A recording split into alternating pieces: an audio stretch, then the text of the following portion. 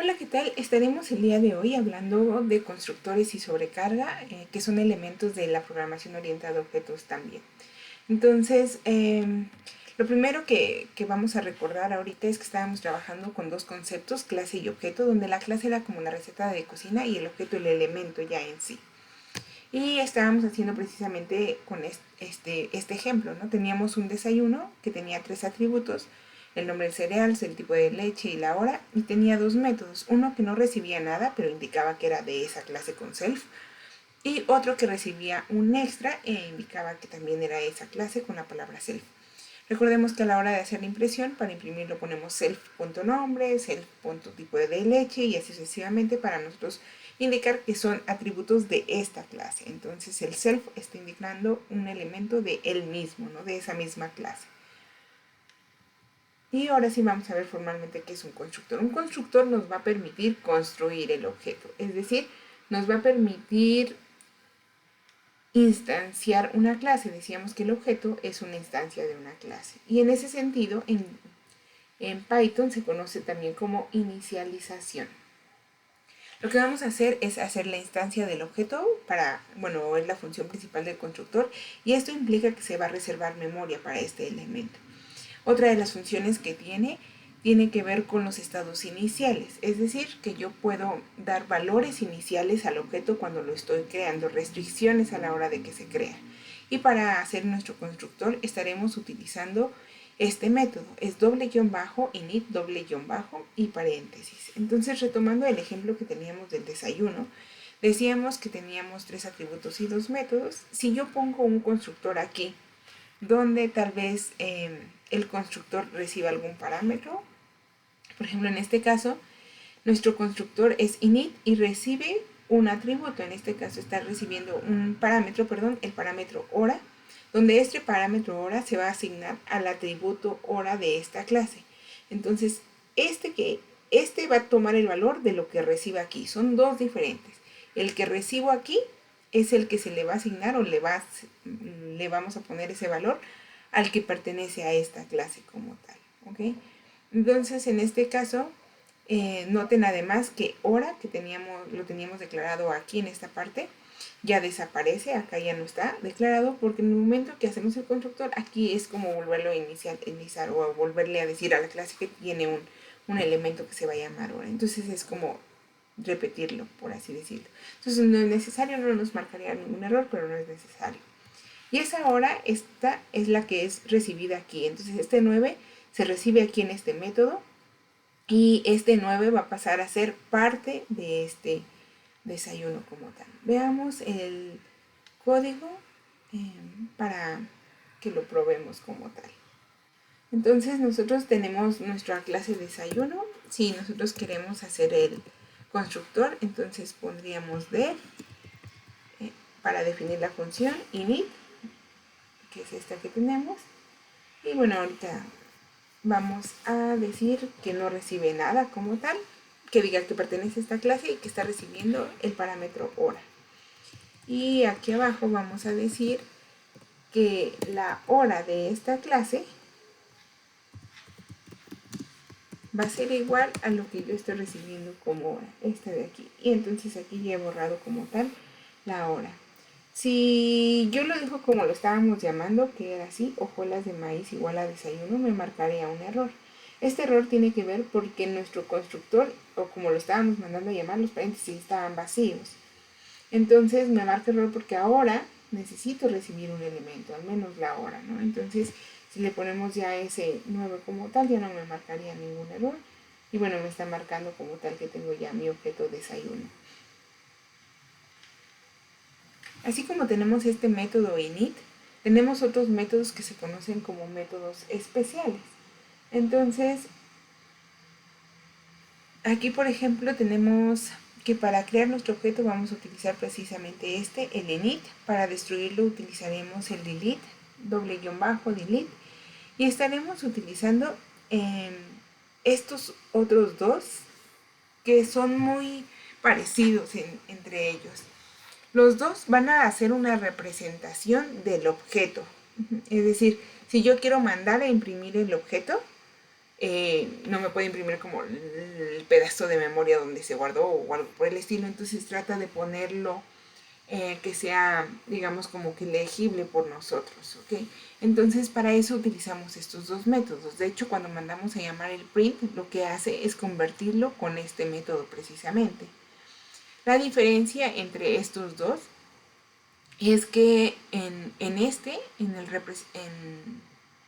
el primer método, la cadena que va a salir no es precisamente una expresión de Python válida, solo es una representación como tal, que tal vez sea legible para nosotros. Ahí podríamos cambiar este rep para que sea la impresión que hemos tenido hasta el momento de print, desayunará tal cosa, ¿no? Entonces esta será una impresión más legible para el usuario y esta será eventualmente una expresión también de Python, ¿ok?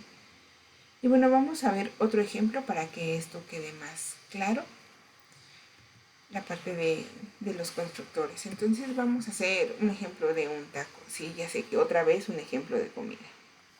Ok, entonces voy a declarar una clase con la palabra reservada class. Decíamos que va a ser un taco, entonces ponemos que se llama taco, ¿no? Entonces, no sé, lo principal para un taco es tener una tortilla donde tal vez definamos qué tortilla es, no sé si es de maíz, de harina, no sé, ahora ya está de nopal. Y tal vez tenga dentro un guisado, ya sea unas carnitas o un guisado como tal. Y bueno, como tal, si voy a mandar a hacer una impresión nada más de este elemento antes de hacer la parte de los constructores, entonces voy a poner un método que se llame imprimir, que no recibe nada, solo indicamos que es de parte de esta clase. Voy a hacer un print nada más.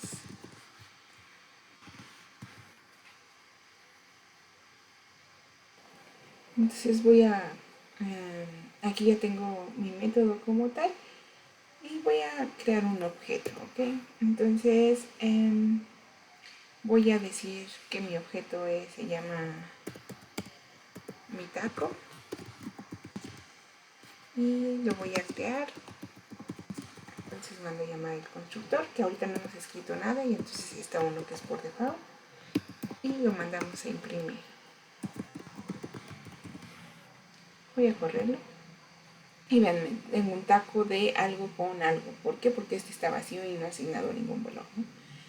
Antes pues hay que asignar valores a nuestros atributos y cosas por el estilo. Pero ahorita nos interesa la parte del constructor. Entonces, si yo quiero meter el constructor aquí en la clase taco, entonces voy a definir la función init. Y tal vez lo mínimo para un taco es tener una tortilla. Entonces, el hacer el constructor de esta forma va a limitar a que cuando yo quiera crear un taco, al menos necesito una tortilla para decir que tengo un taco. Si no tengo esa tortilla, aunque tenga guisado, no tengo un taco. Ajá. Y si tengo solo la tortilla, aunque no tenga ningún guisado, ya es un taco. Ajá. Un taco de aire puede ser, o de sal.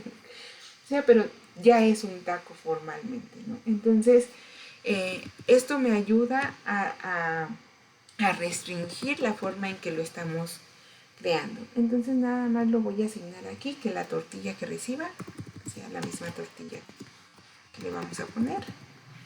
Y como tal, bueno, ya decíamos que lo podíamos estar quitando, ¿no? Entonces vamos a dejarlo así. Si yo lo corro, nuevamente me va a marcar un error. ¿Por qué? Porque aquí yo quiero crear un taco sin haber definido mi tortilla. Ajá. Y lo mínimo que necesitamos es saber de qué es la tortilla. Entonces voy a decir que tengo una tortilla de maíz. Y ahora sí ya tengo un taco de tortilla de maíz no importa que no haya nada, pero al menos necesito esta tortilla para poder ser creado. A eso nos referimos con que hacemos restricciones a la hora de estar creando nuestros objetos. Veamos aquí otro ejemplo. Aquí tengo una clase que se llama fracción, tiene dos atributos, el numerador y el denominador. Y ahí los está recibiendo aquí en la función del constructor. Entonces en el constructor recibe tanto el numerador como el denominador, de tal forma que lo mínimo necesario para tener una fracción es tener numerador y denominador. Y se los así. Tengo aquí una función de sumar que lo que hace es que esta clase fracción la va a sumar con otra fracción que va a recibir y bueno, nos va a regresar un resultado de la fracción. Son 3 fracciones, ¿no? Y son las 3 que tenemos aquí en la parte de abajo, o los 3 objetos que tenemos aquí. El objeto 1 es un 7 tercios, la fracción 2 es 2 tercios, Y entonces la fracción 1, que es el 7 tercios, yo lo quiero sumar con el 2 tercios.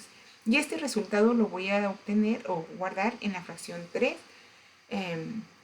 F3, que sería la suma de estas dos anteriores, ¿no? Entonces esto se estaría guardando aquí.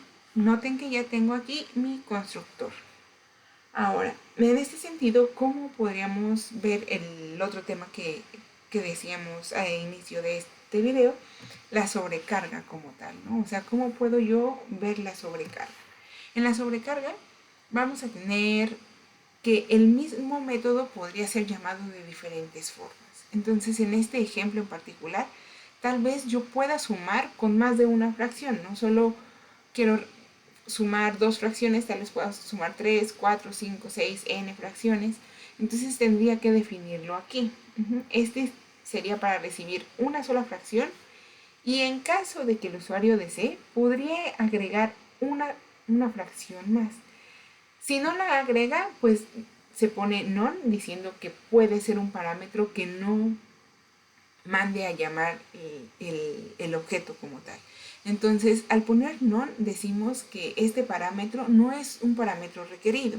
Y al no ser requerido, mi fracción sumar podría quedar como si yo tuviera el paréntesis cerrando aquí, y sería exactamente igual como la teníamos en la pasada. Y en caso de que sí haya puesto otra fracción, entonces sí la voy a considerar.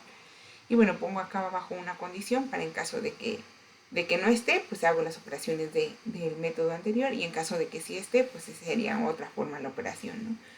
Entonces aquí lo importante es ver que cuando ponemos que un parámetro es igual a none, esto nos indica que este parámetro puede o no ser recibido. Y entonces vean cómo aquí, esta fracción, aquí estoy sumando la fracción 1, el 7 tercios, con otras dos fracciones, la fracción 2 y la fracción 4. Y este mismo sumar podría no recibir este F4 y no habría ningún problema porque asume que podría ser nula, por así decirlo, no existir como tal. Y de esta forma es como maneja la sobrecarga en Python como tal.